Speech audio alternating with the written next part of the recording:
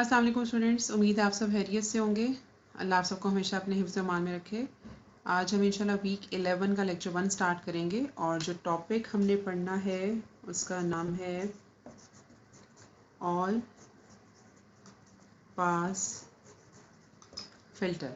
ठीक है, अब ऑल पास फ़िल्टर जैसे कि हमें नाम से भी पता चल रहा है कि वो सारी की सारी फ्रीक्वेंसी कंपोनेंट्स को पास कर देगा। ठीक है, अब ऐसे फ़िल्टर की हमें ज़रूरत क्यों है जो कि हर फ्रीक्वेंसी कंपोनेंट को पास कर दे। हमने तो फ़िल्टर को अभी तक ऐसे सिस्टम के तौर पे पढ़ा था जो कि कुछ फ्रीक्वेंसीज़ को पास कर देता है, कुछ को रोक लेता है। तो ये कैसा फ़िल्टर है जो कि हर फ्रीक्वेंसी को पास कर देता है।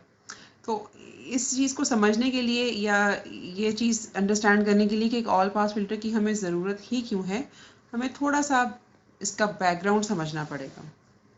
बैकग्राउंड समझने के लिए जो टर्म मैं यहाँ पे लिखने लगी हूँ वो प्रोबेबली आपने पहले देखी हो और अंडरस्टैंड भी की हो किसी लेवल पे। ये लिखा है मैंने डिस्टॉर्शन। ज़रा पहले हम समझ लेते हैं कि डिस्टॉर्शन क्या होती है और कितनी तरह की हो सकती है। ओके, अब एक डिस्टॉर्शनलेस सिस्टम ऐसा सिस्टम होता है, एलटीआई सिस्टम और एनी अदर सिस्टम। अभी हम सिर्फ डिस्टॉर्शन के लिहाज से एक सिस्टम की आउटपुट देखने लगे हैं। अच्छा, अगर उसको एक इनपुट x ऑफ n दी जाए और आउटपुट पे of course y of n appear होगा। जो डिस्टॉर्शनलेस सिस्टम होगा उसकी आउटपुट कुछ इस तरह से अपीयर होगी कि इनपुट में मैक्सिमम एक डिले आ सकता है nd का, यानी कि नंबर ऑफ सैम्पल्स कुछ डिले होके आउटपुट पे अपीयर होंगे और वो सारे के सारे सैम्पल्स जो कि आउटपुट पे अपीयर हो रहे हैं वो सब एक कांस्टेंट फैक्टर g से मल्टीप्लाई होंगे। ठीक है, this g can be lesser than 1 और ग्रेटर देन 1। लेसर देन 1 होगा तो ऑफ कोर्स अटेनुएशन होगी, लेकिन सारे के सारे सैम्पल्स एक ही कांस्टेंट वैल्यू g से मल्टीप्लाई होंगे। ठीक है, अगर ये g 1 से बड़ा हो तो ऑफ कोर्स एम्पलीफिकेशन होगी, बट अगेन वो एम्पलीफिकेशन हमें एक कांस्टेंट एम्पलीफिकेशन सारे के सारे सैम्पल्स में नज़र आएगी। ठीक है, तो इस तरह का सिस्टम जिसकी आउटपुट कुछ इस तरह से हो कि इनपुट में एक सिंपल डिले हो और इनपुट का एम्पलीट्यूड अब 1 की बजाय g हो जाए। ठीक है, तो ऐसे सिस्टम को डिस्टॉर्शनलेस सिस्टम कहते हैं। उसकी इक्वेशन को लिखा जाता है इस तरह जैसे हम लोगों ने यहाँ पे देखा। ठीक है, और अगर हम इसका फ्रीक्वेंसी रिस्पांस देखें तो इसके फ्रीक्वेंसी रिस्पांस को लिखा जाएगा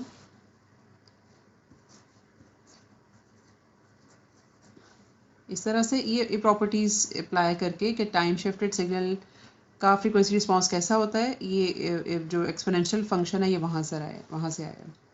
और फाइनली अगर हम इसका फ्रीक्वेंसी रिस्पांस लिखना चाहें तो that would be something like this expression. ठीक है, तो हमें पता क्या चला कि एक डिस्टॉर्शनलेस सिस्टम का कांस्टेंट मैग्नीट्यूड होता है या amplitude which is represented by g here, और उसका फेज़ कुछ इस तरह से लिखा जाता है। ठीक है, अब इसका क्या मतलब है इस पर हम थोड़ा सा देर से आते हैं। अच्छा जी, या मैं थोड़ा सा इसको एक्सप्लेन अभी कर देती हूँ कि एम्पलीट्यूड को हमने कहा कि कोई कांस्टेंट एम्पलीट्यूड g होगा। ठीक है, और अगर हम बात करें उसके फेज़ की, ठीक है, तो that would be minus omega N D. ठीक है, अब फेज़ में यहाँ पे दो चीज़ें हैं, एक सिग्नल की फ्रीक्वेंसी और एक उसका टाइम शिफ्ट। ठीक है, अभी फ़िलहाल हमें सिर्फ जहन में रखने की ये ज़रूरत है कि फेज़ शिफ्ट सिस्टम यानी कि वो वाला फेज़ शिफ्ट जो कि सिस्टम इनपुट पे इंट्रोड्यूस करता है वो दो चीज़ों पे डिपेंड करता है। एक तो time shift which can be a systems characteristic and the second factor is frequency जो कि इनपुट की फ्रीक्वेंसी है। ओमेगा में सिस्टम का कोई रोल नहीं है। ठीक है, अभी फ़िलहाल हम इतना ही समझ लेते हैं और हम इस बात को जब आगे पढ़ेंगे तो फिर थोड़ी सी और हमें समझ आएगी। ओके, तो डिस्टॉर्शनलेस सिस्टम की हम लोगों ने दो चीज़ें देखी, उसके फ्रीक्वेंसी रिस्पांस का एम्पलीट्यूड और उसी के फ्रीक्वेंसी रिस्पांस का फेज़। अब यहाँ से बात आगे लेके जाते हैं कि जब हम लोगों ने अब जब डिस्टॉर्शन की बात हुई, यानी कि ऐसा सिस्टम जो कि किसी भी इनपुट में डिस्टॉर्शन क्रिएट कर दे, तो जाहिर सी बात है कि दो चीज़ें हो सकती हैं जिनमें डिस्टॉर्शन प्रोड्यूस हो सकती है। एक तो मैग्नीट्यूड,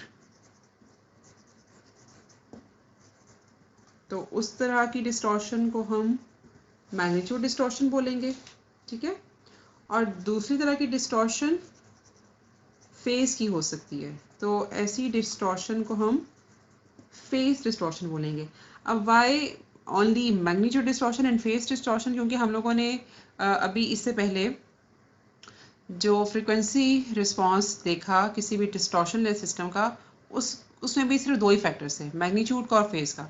तो जाहिर सी बात है कि अगर डिस्टॉर्शन क्रिएट होगी तो वो इन्हीं दोनों चीज़ों में क्रिएट हो सकती है, मैग्नीट्यूड में या फिर फेज, ठीक है। ओके, अब पहले ये देख लेते हैं कि मैग्नीट्यूड डिस्टॉर्शन क्या होती है और फिर फेज की बात करते हैं। ओके, मैग्नीट्यूड डिस्टॉर्शन ये होती है कि अगर हमारे पास कोई भी input signal x of n हो, ठीक है, मिनट, और हम उसको डिकम्पोज कर सकें मुख्तलिफ कंपोनेंट्स में,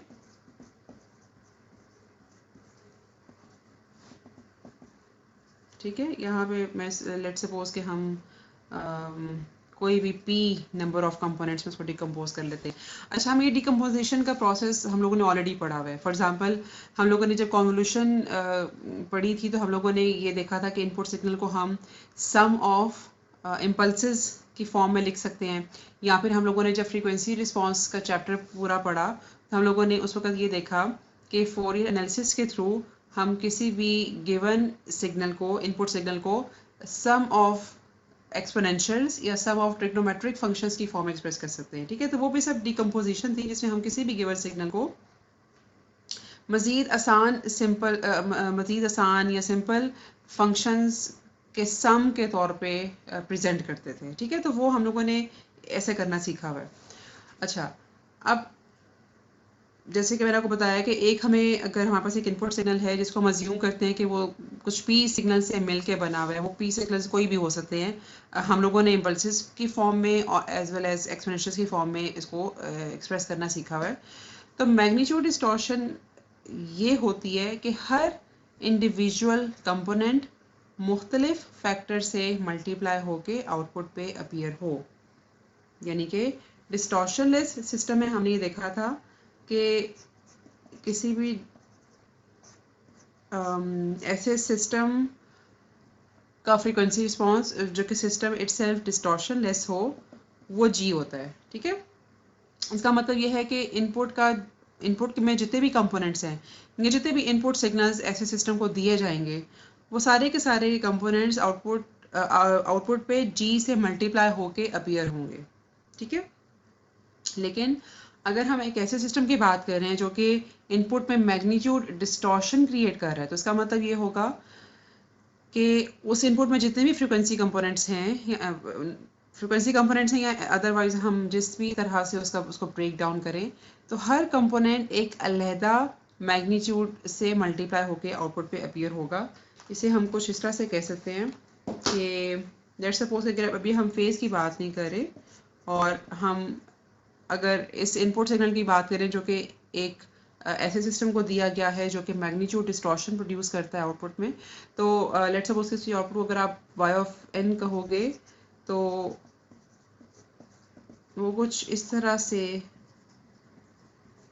अपीयर होगा, ठीक है। Forgetting about the phase right now, equation के थ्रू इसको ऐसे रिप्रेजेंट करेंगे। अब आपको ये नज़र आ रहा है कि टोटल p फ्रीक्वेंसी कंपोनेंट से और हर कंपोनेंट एक अलहदा एम्पलीट्यूड से मल्टीप्लाई होकर आउटपुट पे अपीयर हो रहा है, ठीक है। तो इस तरह का जो सिस्टम होता है वो मैग्नीट्यूड डिस्टॉर्शन क्रिएट करता है, ठीक है। उसे होता यूँ है कि कई दफ़ा हमारे पास लो फ्रीक्वेंसी कंपोनेंट्स बहुत अटेनुएट हो जाते हैं या फिर हाई फ्रीक्वेंसी कंपोनेंट्स अटेनुएट हो जाते हैं और ओवरऑल सिग्नल की शक्ल और सूरत थोड़ी सी बदल जाती है या वैसी नहीं रहती जैसी डिज़ायर्ड होती है, ठीक हो गया। तो ये बेसिकली मैग्नीट्यूड डिस्टॉर्शन कहलाती है अगर इनपुट के साथ कुछ इस किस्म का सलूक हो तो। अच्छा, अब हमें समझने की ज़रूरत है कि फेज़ डिस्टॉर्शन क्या होती है। ठीक है। अच्छा, अब फेज़ डिस्टॉर्शन समझने के लिए पहले तो हमें ये पता होना चाहिए ना कि फेज़ होता क्या है। अगर हम साइनोसॉइडल सिग्नल लें तो इसमें ये चीज़ फेस कहलाती है। ठीक है। अच्छा, अब हम लोगों ने फेज़ डिस्टॉर्शन को दो ये फेज़ डिफरेंस को हमें थोड़ा सा डिस्टिंक्ट करने की ज़रूरत है, टाइम डिफरेंस से।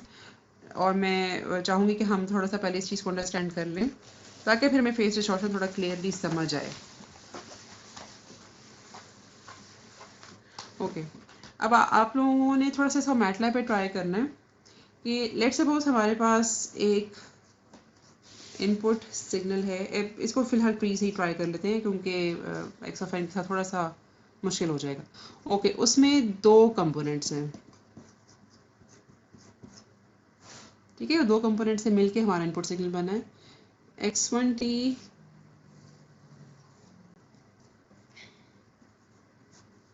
इसका टाइम पीरियड 1 सेकेंड है और इसकी इक्वेशन को हम लिख सकते हैं साइन 2 पाई टी। मैं एग्जैक्टली इस तरह से लिख रही हूँ ताकि आप इसे मैटलैब में प्रोड्यूस भी कर सको। अच्छा, x2t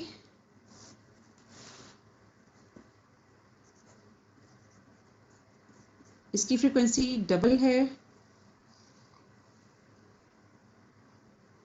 x1t के मुकाबले में। ठीक है, ये यहाँ पर वैल्यू 1 है और अगर हम इक्वेशन के थ्रू रिप्रेजेंट करना चाहें x2t को तो ये कुछ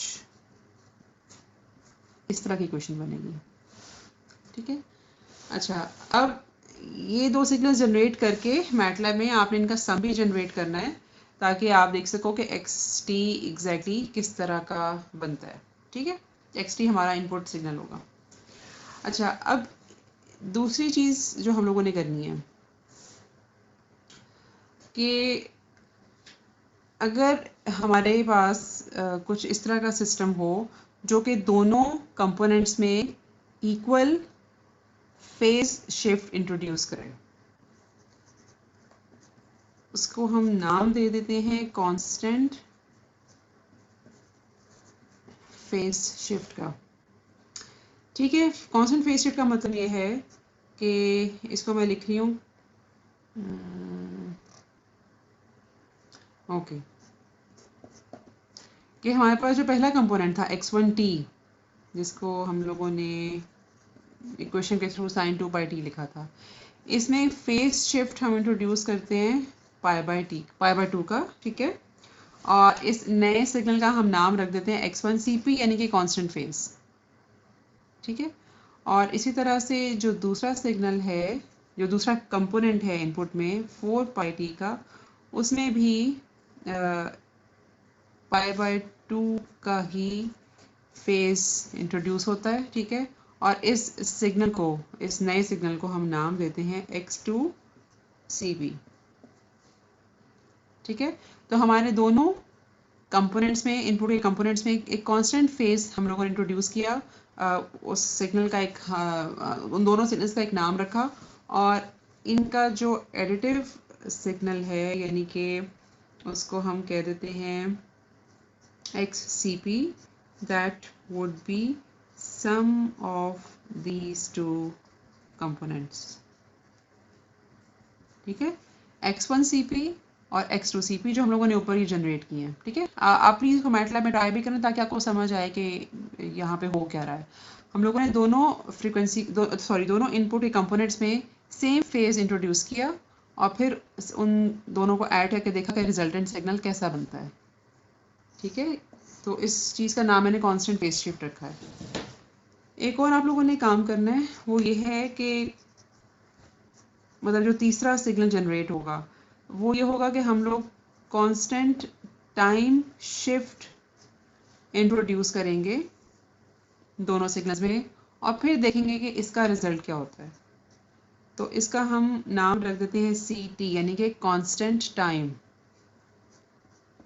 और वो कैसे जनरेट होगा कि T में हम लोगों ने एक फैक्टर ऐड किया, ठीक है, या टू बी वेरी प्रिसाइज हम लोगों ने टाइम शिफ्ट डाला इसमें, ठीक है। और इसी तरह से दूसरा कंपोनेंट उसको x2 CT कह देते हैं और उसमें भी हम लोगों ने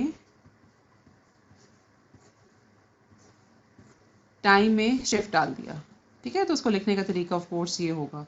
और कांस्टेंट टाइम शिफ्ट के बाद जब हम इन्हें ऐड करेंगे तो जगह की थोड़ी सी कमी होने के बायस मैं यहीं पे लिख रही हूँ। इन दोनों का जब आप सम करोगे तो उस सिग्नल का नाम XCT होगा, ठीक हो गया। तो एक हम लोगों ने XCP बनाया कांस्टेंट फेज शिफ्ट इंट्रोड्यूस करके, और एक हम लोगों ने XCT बनाया, ठीक है, कांस्टेंट टाइम शिफ्ट इंट्रोड्यूस करके। तो ये हमारे पास दो सिग्नल्स आ गए। अच्छा, अब जब आप इन दोनों सिग्नल्स यानी कि x ऑफ t के साथ, तो आपको पता ये चलेगा कि बेसिकली जो XCT है it would be same as x of t. Let me write here so that you may understand कि मैं कह क्या रही हूँ।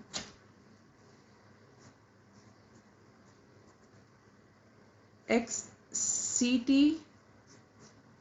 would be similar to x of t with some time shift, ठीक है। वही टाइम शिफ्ट जो कि उसके हर कंपोनेंट में हम लोगों ने इंडिविजुअली इंट्रोड्यूस किया और फिर उन कंपोनेंट्स को हम लोगों ने ऐड किया था। तो XCT would be exactly similar to x of t with some time shift, जबकि XCP यानी कि कांस्टेंट फेज वाला signal will be altogether different from x of t, ठीक है। अच्छा, अब इससे पता हमें ये चला, जो चीज़ इस्टेब्लिश हुई है, पहली बात वो ये कि जब किसी भी सिग्नल के इंडिविजुअल कंपोनेंट्स की हम बात करें, उन इंडिविजुअल कंपोनेंट्स में सेम फेज इंट्रोड्यूस हो, वो सारे के सारे components same phase shift introduce उनमें किया जाए और फिर उन जब सिग्नल्स को एडअप किया जाए तो वो सिग्नल टोटली चेंज हो जाता है उस सिग्नल से जो कि हमारे पास ओरिजिनली मौजूद था, ठीक है। एक तो जो रिजल्ट इससे इस्टेब्लिश हुआ वो ये है कि सेम फेज शिफ्ट इंट्रोड्यूस हो सारे के सारे फ्रीक्वेंसी, सारे के सारे इनपुट कंपोनेंट्स में, सारे के सारे सिग्नल्स में, तो वो सिग्नल को ऑल टुगेदर चेंज कर देता है, ठीक है। अच्छा, अब मज़ीद आगे जाने से पहले मैं सिर्फ थोड़ा सा ही बताना चाहूँ कि इसमें ऐसी क्या खास बात थी कि यहाँ पर ये मसला हमें नहीं आया। सिर्फ इस चीज़ को थोड़ा सा डिस्कस करके आगे चलते हैं। हम लोगों ने एक सिग्नल x1 CT मसलन हम ले लेते हैं, उसको हम लोगों ने कहा था 2 पाई t माइनस 0.5, ठीक है। और इस एक ब्रैकेट को अगर हम सॉल्व करें तो वो कुछ इस तरह से बन जाती है, ठीक है। अब ये यहाँ पे बेसिकली फेज है। अब आपको देख के ये नज़र आ रहा होगा कि जो फेज है ये बेसिकली डिपेंडेंट है अब फ्रीक्वेंसी के ऊपर, टाइम के ऊपर भी है और फ्रीक्वेंसी के ऊपर। तो ये जो फेज शिफ्ट अब इस हम लोगों ने मतलब इस टाइम शिफ्ट के थ्रू जो फेज शिफ्ट इसमें इंट्रोड्यूस किया है वो फ्रीक्वेंसी डिपेंडेंट है, ठीक है। इसी तरह से जो ये सिग्नल था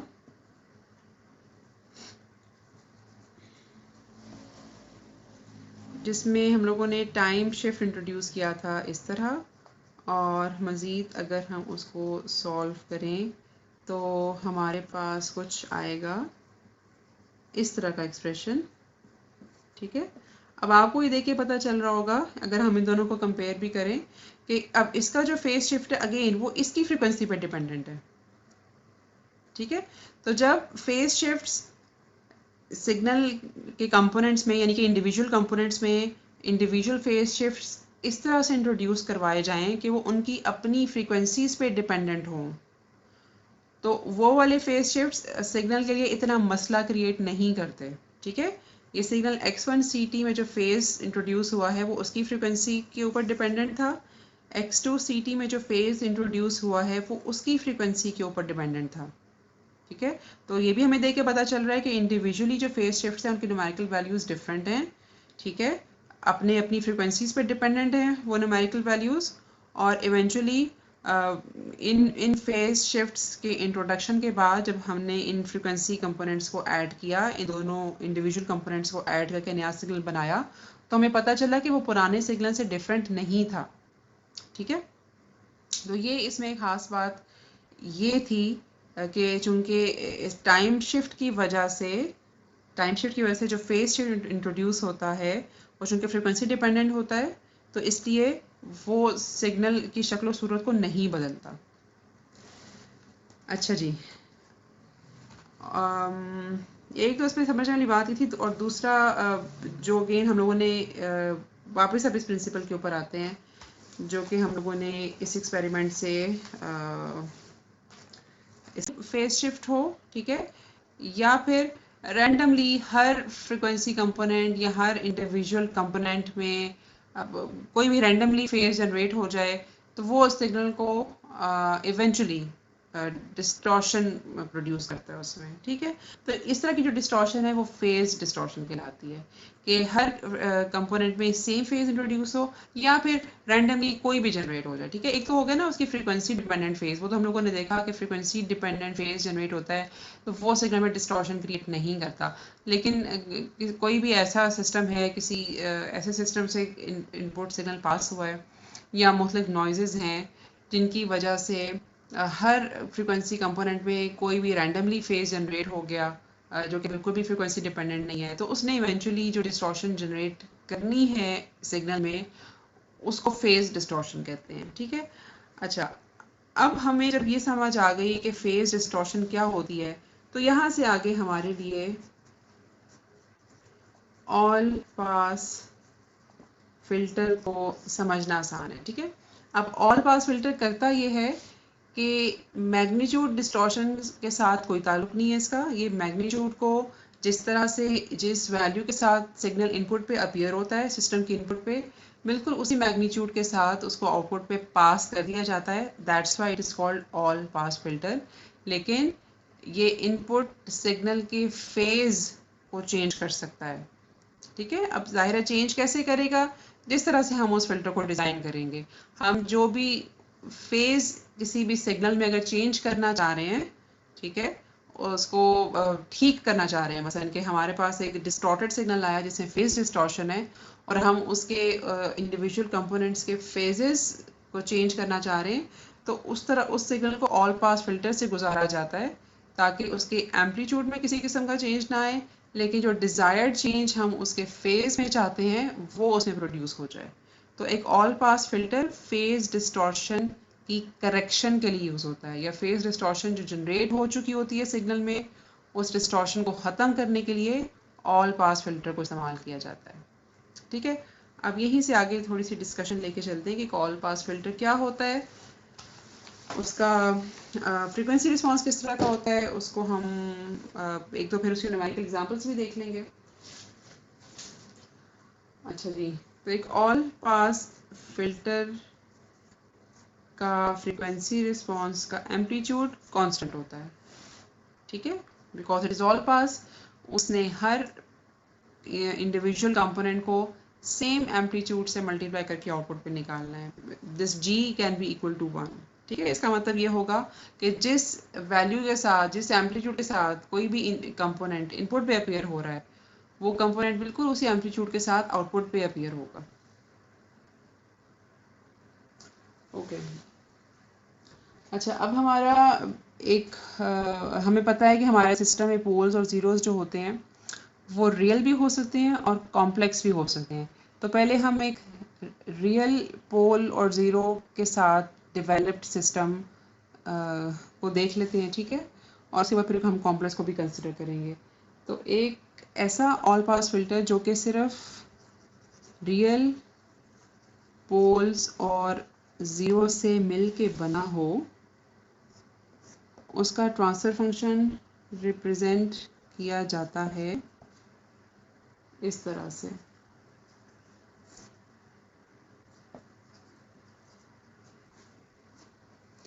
इसकी हम न्यूमेरिकल एग्जांपल भी अभी देख लेंगे, लेकिन पहले हम ज़रा इस चीज़ को प्रूव कर लें कि इस तरह का ट्रांसफ़र फंक्शन वाकई एक ऑल पास फिल्टर कॉन्स्टिट्यूट करता है। ठीक है, तो हम यहाँ पर सबसे पहले तो इस ट्रांसफ़र फंक्शन से फ्रीक्वेंसी रिस्पॉन्स पे जाएंगे।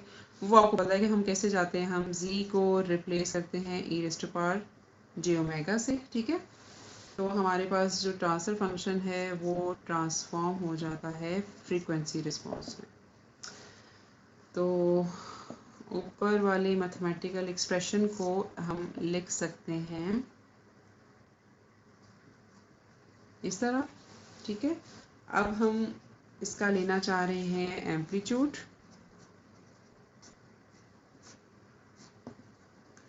वो लिखा जाएगा इस तरह।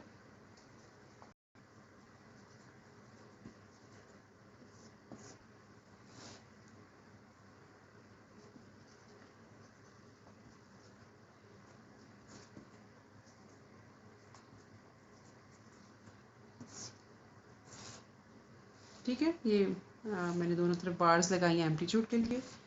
फर्दर आप इसको लिखोगे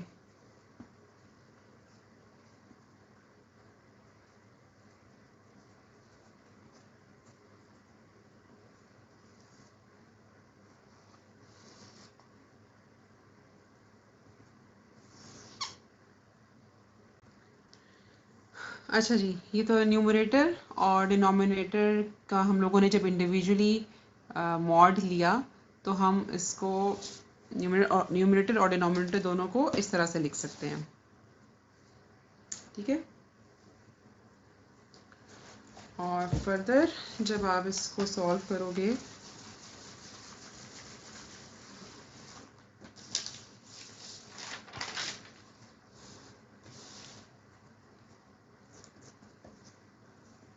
तो इवेंचुअली जो टर्म आपको मिलेगी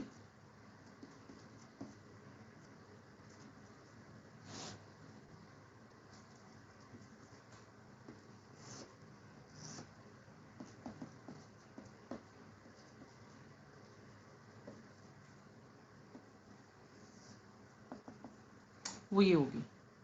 ठीक है, तो हम लोगों ने ये देखा कि जो ट्रांसफर फंक्शन मैंने लिखा था कि अगर हमारे पास रियल ज़ीरोस और पोल्स हों तो उस तरह का ट्रांसफर फंक्शन एक ऑल पास फिल्टर कॉन्स्टिट्यूट करता है, क्योंकि हम लोगों ने देखा कि उस फिल्टर का जो एम्पलीट्यूड रिस्पॉन्स है इट ऑलवेज रिमेन्स 1। ठीक है, उसका फेज रिस्पॉन्स कुछ ना कुछ ऐसा आएगा जो कि इनपुट सिग्नल में एम्पलीट्यूड तो चेंज नहीं करेगा लेकिन उसके फेस को चेंज करके आउटपुट पे प्रोड्यूस करेगा। ओके, हमारे पास अगर कॉम्प्लेक्स ज़ीरोस और पोल्स हों तो फिर कॉम्प्लेक्स ज़ीरोस एंड पोल्स के साथ एक ऑल पास फिल्टर के ट्रांसफ़र फंक्शन को किस तरह से लिखा जाता है। अब जाहिर सी बात है कि एक चीज़ आपने नोट की होगी कि ऑल पास फिल्टर हमेशा एक मतलब अगर हम रियल ज़ीरोज़ एंड पोल्स की बात करें जो कि हम लोगों ने भी देखा कि equal number of zeros and poles होते हैं उसमें। ठीक है, तो अगर एक ज़ीरो था तो एक ही पोल आएगा और अगर दो ज़ीरोज़ होंगे तो ऑफकोर्स दो पोल हो जाएंगे। तो यहाँ पे हम कॉम्प्लेक्स की बात कर रहे हैं तो एक कॉम्प्लेक्स कॉन्जुगेट पेयर पोल्स के लिए एग्जिस्ट करेगा और एक कॉम्प्लेक्स कॉन्जुगेट पेयर ज़ीरोज़ के लिए एग्जिस्ट करेगा। तो इस तरह के सिस्टम का यानी कि जिसमें कॉम्प्लेक्स ज़ीरोज़ एंड पोल्स हों ट्रांसफ़र फंक्शन लिखा जाता है इस तरह।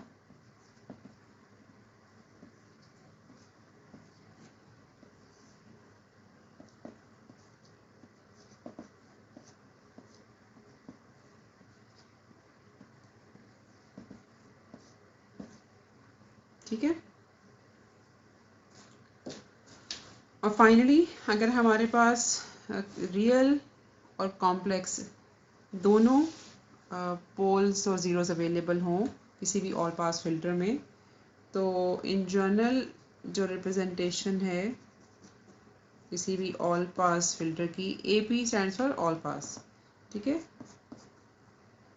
तो लेट्स सपोज कि हमारे पास जो उसमें रियल पोल्स और ज़ीरोज़ हैं, लेट्स सपोज उनका नंबर MR है,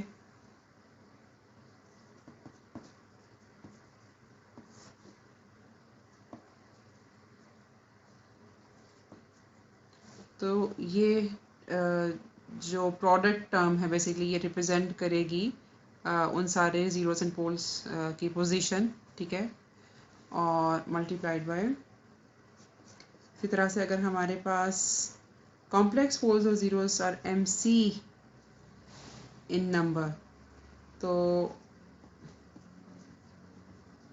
उनको रिप्रेजेंट किया जाएगा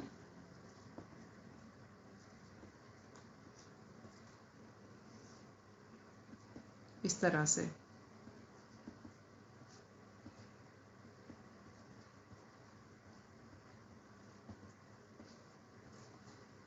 ठीक हो गया, ये उसका जनरल ट्रांसफर फंक्शन का एक्सप्रेशन है। आपको याद रखने की ज़रूरत नहीं है, इस तरह का जो रिलेशनशिप है वो फोर्स वो अगर उसके मुतालिक कोई सवाल आना हुआ तो वो this expression will be available in paper, लेकिन आपको समझने की ज़रूरत है कि ये लिखा कैसे गया है, इसका मतलब क्या है। अब हम ज़रा दो एग्जांपल्स भी देख लेते हैं, एक रियल पोल ज़ीरोज़ के साथ और एक कॉम्प्लेक्स पोल ज़ीरोज़ के साथ, ताकि थोड़ी सी हमें क्लैरिटी हो जाए कि ये लिखा कैसे जाता है या ड्रॉ कैसे किया जाता है। मसलन अगर हम बात करें रियल पोल और ज़ीरो की, तो जैसे कि मैंने आपको बताया कि फंक्शन है उसकी शक्ल सूरत कुछ इस तरह की होती है, ठीक है। अब हमें पता है हमारी पुरानी नॉलेज की बेस पे कि किसी भी स्टेबल सिस्टम में पोल्स यूनिट सर्कल के अंदर होते हैं, ज़ीरोज़ कहीं भी हो सकते हैं। तो एक ऐसे ट्रांसफर फंक्शन का जो पोल ज़ीरो डायग्राम है that would B represented by something like this।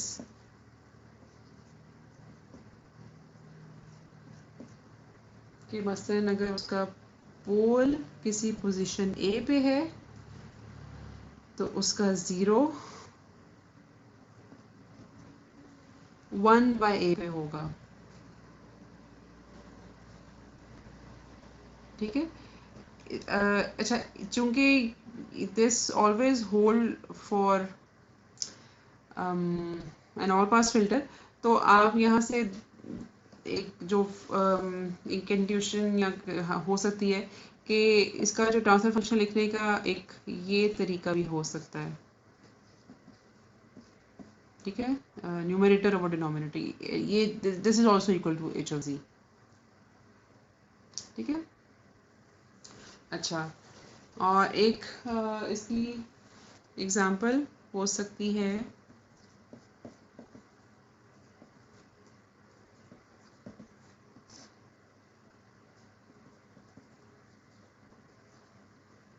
आप इसे प्लॉट भी करके देखना हमें, लेकिन जो यहाँ से जो पता चल रहा है वो ये है कि -1/4 के ऊपर ज़ीरो है, सॉरी पोल है, और -4 के ऊपर ज़ीरो होगा, ठीक है।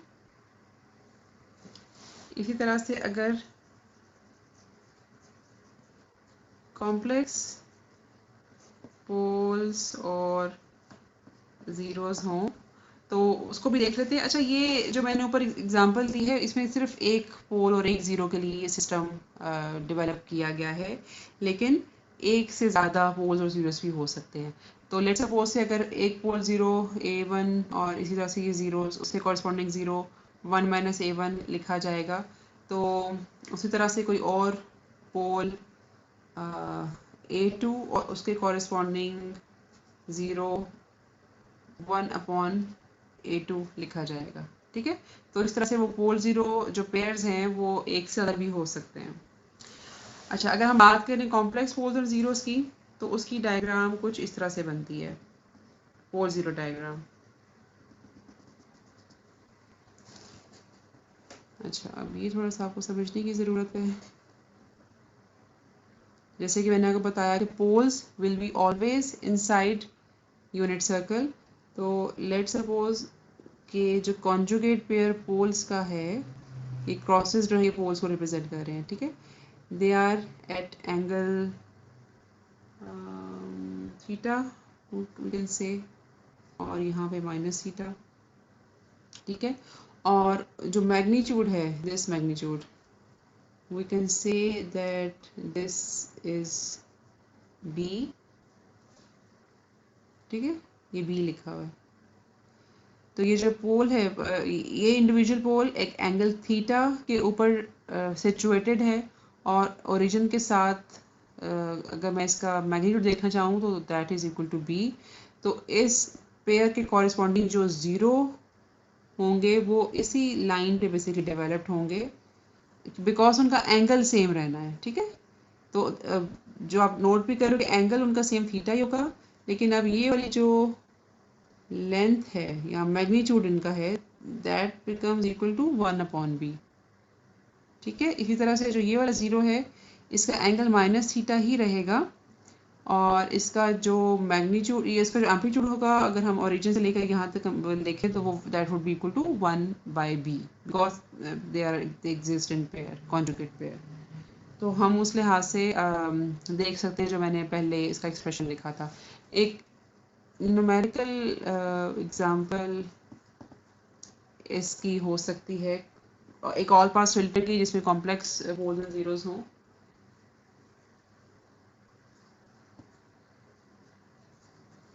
z² minus 4z plus 16